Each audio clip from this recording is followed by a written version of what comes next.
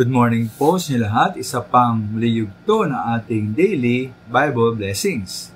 Pamagat po na ating aralin ngayong umaga ay, may tutulong pa ba sa atin? May tutulong pa ba sa atin? Isa pong tamang bagay ay dapat natin gawin, hindi lamang dahil ito ay tama. Malimit na rin po ay kapag-pakinabang para sa atin. Sa kabilang banda, ang hindi paggawa ng tama ay malimit na kasama sa atin. At di po isipin rin ba mga minamahal, no? Na meron kang kapitbahay. Isang gabi, ang kanyang bahay po ay pinasok ng isang magnanakaw. Narinig mo ang kanyang pagsigaw na siya humingi ng tulong upang ipagtanggol siya sa mas magagawin sa kanya ng magnanakaw. Ngunit, dahil po inisip mo lamang ay yung sarili at sariling kapakanan, hindi ka tumulong. Kaya nangyari po, ang kapitbahay mo ay pinatay. Patay na siya.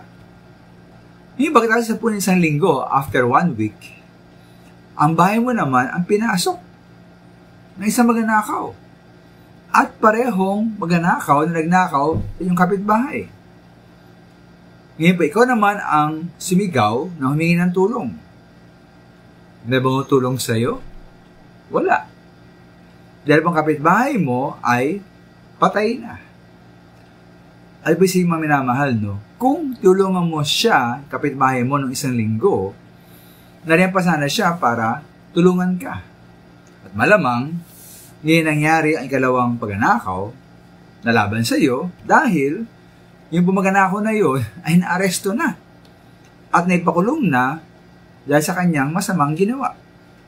Ibig sabihin mga minamahal, ang pagtulong mo sa iba ay naging malaking pakinabang sana para sa iyo. Ay nga po sa Kawikaan 21:13, ang hindi mo mapansin sa daing ng mahirap, darating din balang araw, ngunit walang lilingap. Sabi na mga minamahal, kung tutulong tayo sa iba, malamang may tutulong din sa atin. At din ito mga minamahal, no? Ay din sa Kawikaan 19:17, sabi roon, parang pagkapautang kay Yahweh ang pagtulong sa mahirap. At pagdating ng panahon, si Yahweh ang magbabayad. Kaya hindi lang pala ang ating tulungan ang tutulong sa atin. Tutulong po din mismo sa atin ang ating Panginoon. Maraming salamat po.